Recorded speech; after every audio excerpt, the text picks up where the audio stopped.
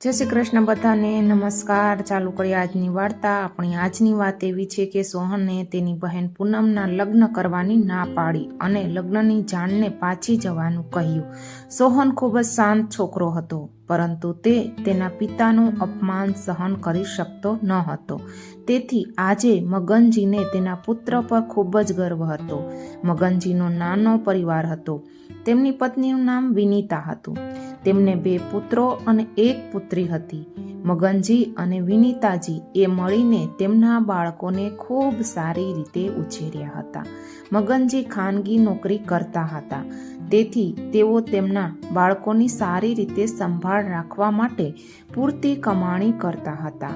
તેના અભ્યાસમાં ક્યારેય કોઈ સમસ્યા ન હતી। મગનજીએ તેમના બાળકોને શિક્ષિત કર્યા અને તેમને પોતાના પગ પર પણ ઊભા થવા માટે સક્ષમ બનાવ્યા। મોટો દીકરો પ્રદીપ સરકારી નોકરી કરતો હતો અને નાનો દીકરો સોહન પ્રાઇવેટ નોકરી કરતો હતો અને દીકરી પૂનમ એ પણ પોતાનો અભ્યાસ પૂરો કરી લીધો હતો। પૂનમને સરકારી નોકરી પણ મળી ગઈ હતી। તે શિક્ષક બની ગઈ હતી। મગનજી પોતાને ખૂબ જ ભાગ્યશાળી માનતા હતા કે તેમના 3 બાળકો પોતાના પગ પર ઊભા થયા હતા। આ રીતે દિવસો આનંદથી પસાર થઈ રહ્યા હતા। એક દિવસ મગનજીએ વિનીતાને કહ્યું કે હવે આપણે આપણા મોટા પુત્ર પ્રદીપ માટે છોકરી શોધવી જોઈએ। હા, તમે સાચા છો, હવે આપણે પ્રદીપના લગ્ન કરી દેવા જોઈએ। મગનજીએ તેમના સંબંધીઓ અને મિત્રોને કહ્યું હતું કે તેઓ પ્રદીપ માટે સુંદર કન્યા શોધે છે। તેઓ સુશીલ ભણેલી છોકરીને શોધે છે। જો કોઈ હોય તો કૃપા કરીને મને જણાવજો। મગનજીના મિત્રએ જણાવ્યું કે તેમના મિત્રને એક પુત્રી છે। તે ખૂબ જ સુંદર અને નમ્ર છે। જો તમે કહો તો હું મામલો આગળ વધારું। તમે લોકો છોકરીને જુઓ અને પછી જે થાય તે મને કહો।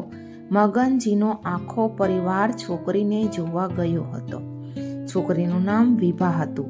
તે ખૂબ જ સુંદર હતી। પ્રદીપને પણ એ છોકરી બહુ પસંદ પડી, એટલે પ્રદીપના તરત જ વિભા સાથે લગ્ન નક્કી કરી દીધા। તેણીએ કોઈ નોકરી નહોતી કરી રહી હતી, પરંતુ તે ખૂબ જ શિક્ષિત, સુંદર અને નમ્ર હતી। વિભાના પિતા છગનજીએ મગનજીને અલગથી બોલાવ્યા અને પૂછ્યું, જુઓ ભાઈ, અમારી પાસે દહેજ તરીકે આપવા માટે કંઈ જ નથી, પણ અમારી દીકરી બહુ હોશિયાર અને સારી છે। કોઈ તમને ફરિયાદ કરવાની તક નહીં આપે। આજકાલ સરકારી નોકરી કરતા છોકરાઓના મા-બાપ મોટી રકમની અપેક્ષા રાખતા હોય છે, અને જો તમે પણ મારી પાસે એટલી જ રકમ માંગશો તો કદાચ હું લગ્ન માટે હા પાડી શકીશ નહીં, કારણ કે તમને લગ્ન માટે આટલી મોટી રકમ આપવાની મારી ક્ષમતા નથી। તમારો દીકરો સરકારી નોકરી કરે છે અને તમને કંઈ આપવાની અમારી ક્ષમતા નથી। હે છગનજી, તમે કેવા પ્રકારની વાત કરો છો?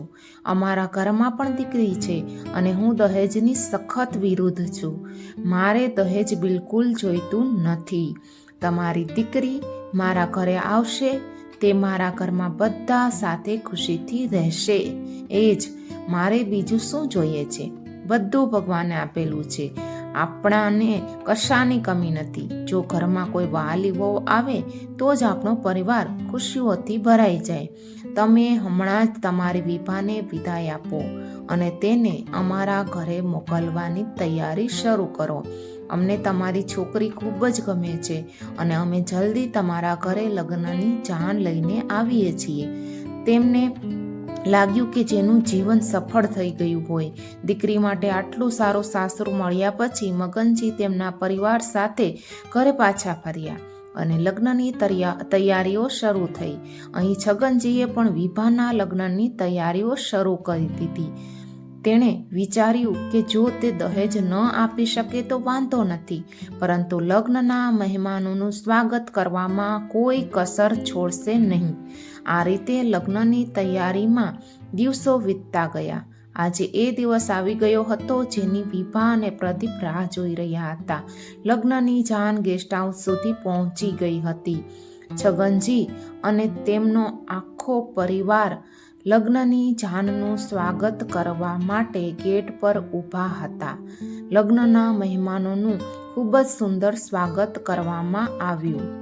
વિભા બ્રાઇડલ આઉટફિટમાં પરી જેવી લાગી રહી હતી. લગ્ન સર્કસના સ્વાગતની વ્યવસ્થા જોઈને મગનજી ખૂબ જ ખુશ થયા.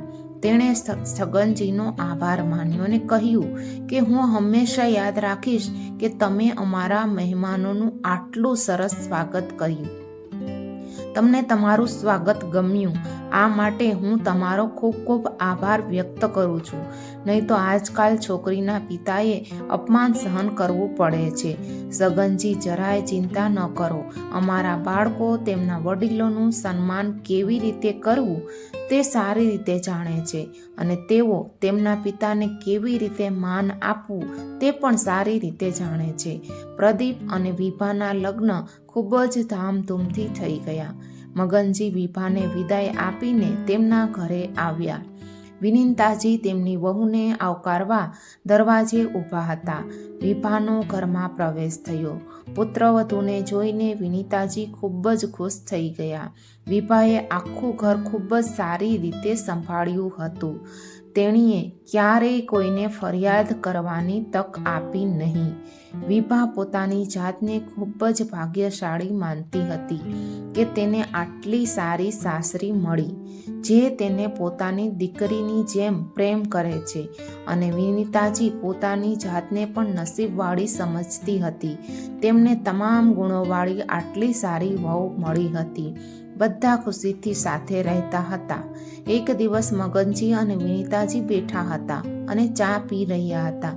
ત્યારે મગનજીએ વિનીતાને કહ્યું, વિનીતા, તેમની પુત્રી પૂનમ પણ હવે મોટી થઈ ગઈ છે. આપણે તેના માટે છોકરો શોધવાનું શરૂ કરવું જોઈએ. આના પર વિનીતાજી પણ સંમત થઈ ગયા. અને પછી મગનજીએ સોહન અને પ્રદીપ બંનેને એક સારો છોકરો શોધવા માટે કહ્યું. તમારા બંનેની નજરમાં હોય તો મને કહેજો, હું પણ જોતો રહીશ.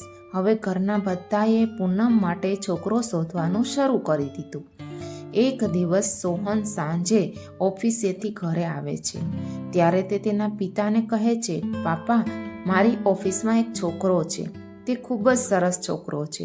તે મારો મિત્ર પણ છે અને મારી કંપનીમાં મેનેજર તરીકે મારી સાથે કામ કરે છે. જો તમે ઈચ્છો તો હું તેમની સાથે આપણી પૂનમ વિશે વાત કરું.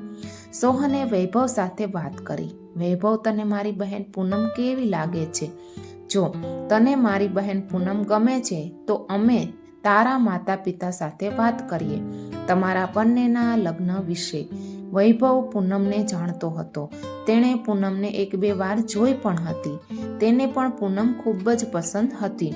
તેથી તેણે હા પાડી. ઓકે સોહન, મને કોઈ સમસ્યા નથી. મને પૂનમ ગમે છે, પરંતુ લગ્ન માટે માતા પિતાએ પણ હા પાડવી જોઈએ.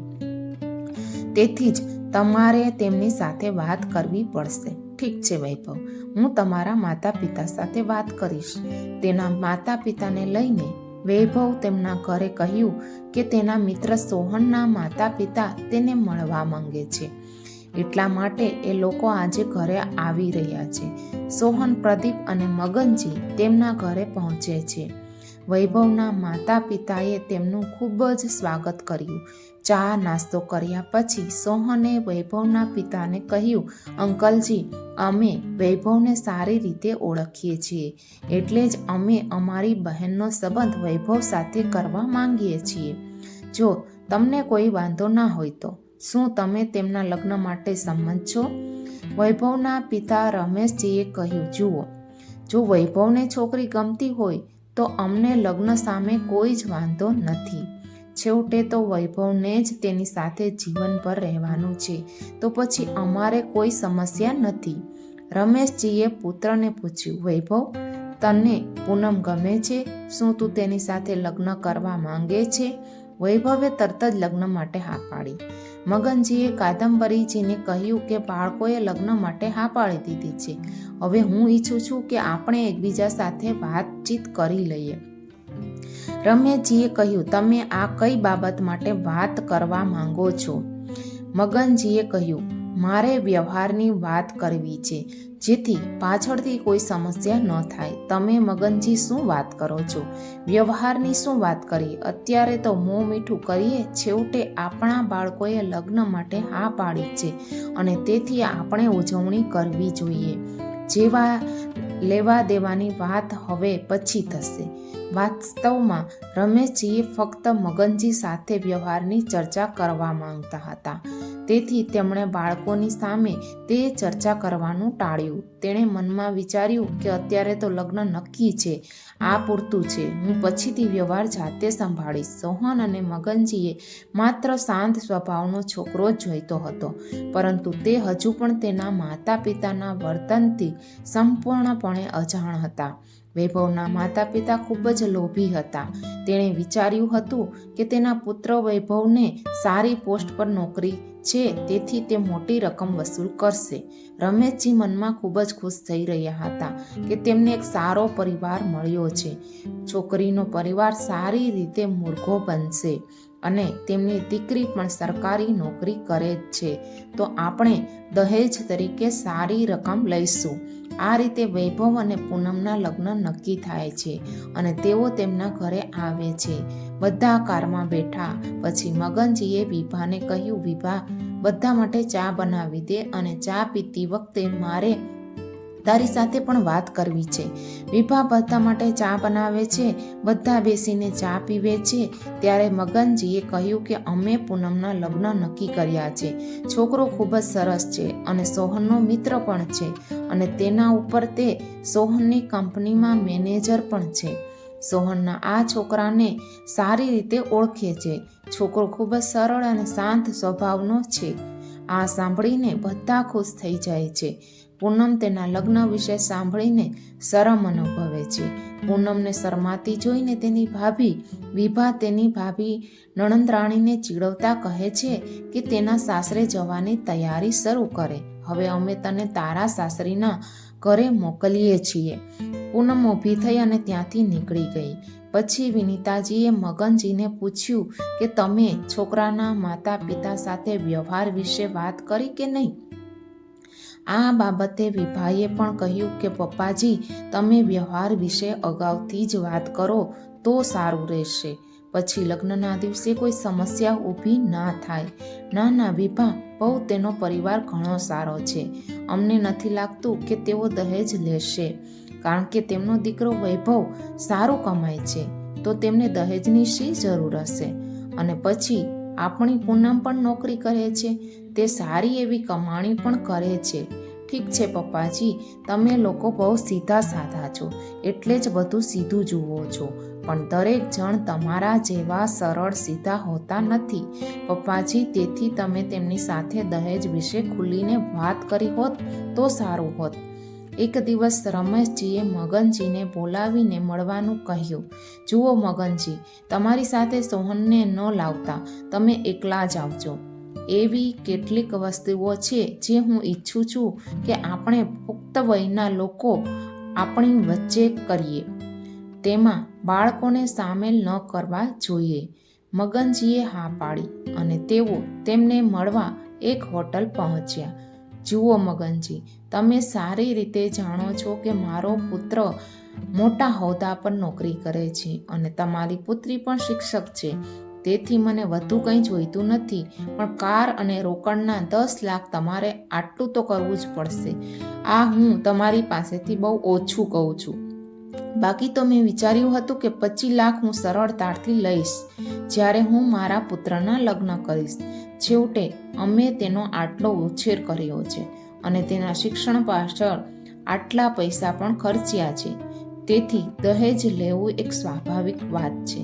રમેશજીની વાત સાંભળીને મગનજીનું મોઢું પડી ગયું કે જે પરિવારનો દીકરો આટલો સારો હોય તેના માતા પિતા આટલા લોભી કેવી રીતે હોઈ શકે?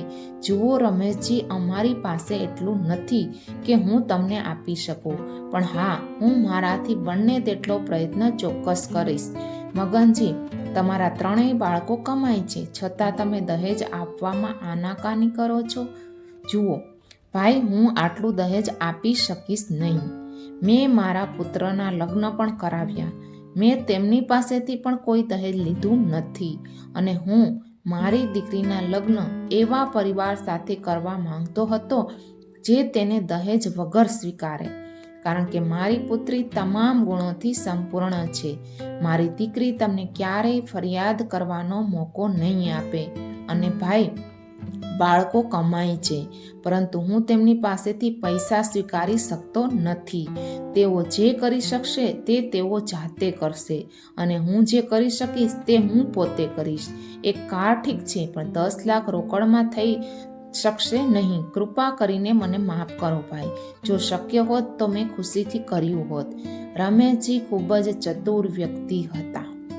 તેઓ મનમાં વિચારવા લાગ્યા કે ઠીક છે, અત્યારે મને કાર મળી રહી છે અને હવે પૈસાની વાત છે તો હું ચોક્કસપણે તેને ફેરા દરમિયાન કઢાવી લઈશ. ઓકે મગનજી, કોઈ વાંધો નહીં. તમે પોતે જ ક્યાંક વ્યવસ્થા કરી લેશો. આટલું પૂરતું છે, કારણ કે અમે તમારી પુત્રી પૂનમ વિશે ઘણું સાંભળ્યું છે કે તે ખૂબ જ સરસ છોકરી છે. તેથી હું ફક્ત કારમાં જ સંમત છું, પરંતુ જો શક્ય હોય તો એક નજર નાખો. બરાબર છે ને રમેશજી, હું મારા બાળકો સાથે ઘરે આ વિશે વાત કરું છું. પછી ગમે તે થાય હું તેમને ફોન પર તમને કહીશ કે મગનજી, બાળકો સાથે વાત કરવાની શું જરૂર છે? તમે તેમને ખાલી કહી દો કે હું મારી દીકરીને કાર આપવા માંગુ છું અને બને તેટલા તમે લોકો થોડા પૈસાની વ્યવસ્થા કરીને જુઓ.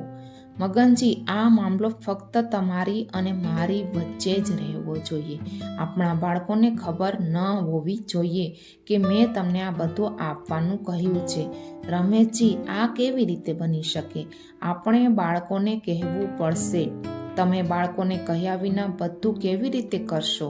જુઓ મગનજી, જેમ મેં તમને કહ્યું છે તમે બસ એ જ કરો. બધું સારું થઈ જશે. તમારે વધારે ચિંતા કરવાની જરૂર નથી. ઠીક છે ભાઈ, હું પ્રયત્ન કરીશ. હવે હું જાઉં છું. મગનજીએ તેમના ઘરે પરત ફર્યા. તેના ચહેરા પર ચિંતા સ્પષ્ટ દેખાતી હતી. વિનીતાએ પૂછ્યું, શું થયું? શું બધું બરાબર છે ને? શું તેણે તમને કંઈ કહ્યું? ના વિનીતા, બધું બરાબર છે. ચિંતા કરવા જેવું કંઈ જ નથી. બાળકો અત્યારે ક્યાં છે? મારે તેની સાથે થોડી વાત કરવી છે. બરાબર, હું તમને હમણાં જ બોલાવીશ. વિનીતાએ સોહન અને પ્રદીપને બોલાવ્યા. સોહન અને પ્રદીપ પોતપોતાના રૂમમાંથી હોલમાં આવ્યા. હા મમ્મી, શું થયું તે કહને. તમે કેમ બોલાવ્યા? તમારા પિતા તમારી સાથે કંઈક વાત કરવા માંગે છે. હા પપ્પા, બધું બરાબર છે ને? તમે ખૂબ જ ચિંતિત દેખાવશો. દીકરા, હું વિચારી રહ્યો હતો કે વૈભવ આટલી ઊંચી પોસ્ટ પર છે તો આપણે તેને કંઈક આપવું જોઈએ. પપ્પા, મને કહો કે તમે તેને શું આપવા માંગો છો? અમે આપીશું. દીકરા, મને લાગે છે કે આપણી દીકરીને કાર ચોક્કસ આપવી જોઈએ. ઠીક છે પપ્પા, જરાય ચિંતા ન કરો. છેવટે પૂનમ અમારી બહેન છે, તેથી અમે તેને ચોક્કસપણે કાર આપીશું. અમે બંને ભાઈઓ મળીને અમારી બહેન પૂનમને કાર ગિફ્ટ કરીશું. જરાય ચિંતા કરશો નહીં.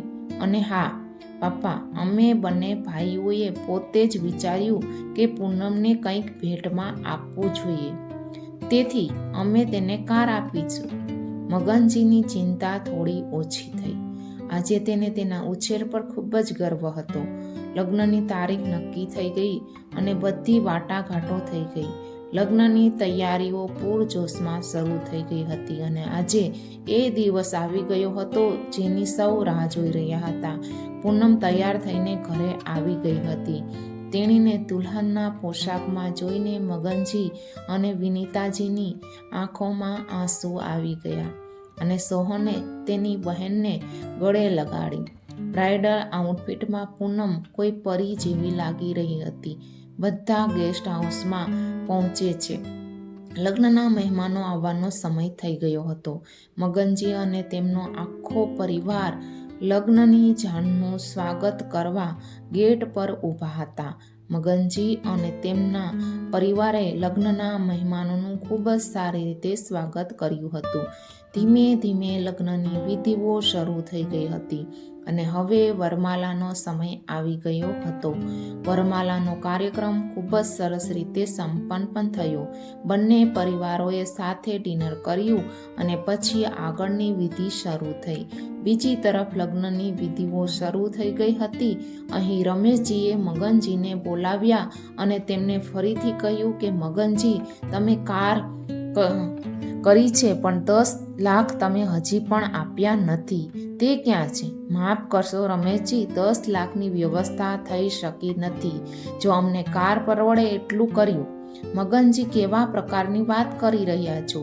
જો તમે 10 લાખ નહીં આપો તો હું મારા દીકરાના લગ્નની જાન પાછી લઈ જઈશ. મગનજીએ આ સાંભળતા જ તેમના પગ નીચેથી જમીન સરકી ગઈ, કારણ કે તે સમયે રમેશજીએ સંમતિ આપી હતી કે ઠીક છે, બસ કાર આપો તો પણ ચાલશે. પરંતુ રમેશજી તેમના શબ્દો પર પાછા ફર્યા.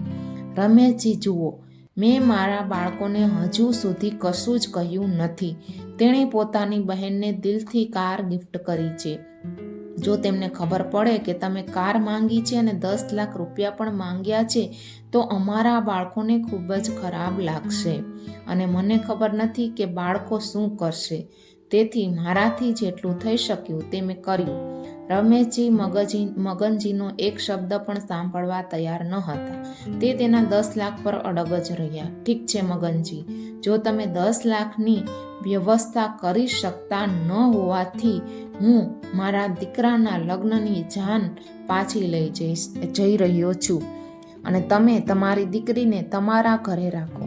મગનજી રમેશજીના પગે પડ્યા અને તેમણે કહ્યું, રમેશજી, આવું ના કરો, નહીં તો મારી પુત્રી પૂનમનું જીવન બરબાદ થઈ જશે.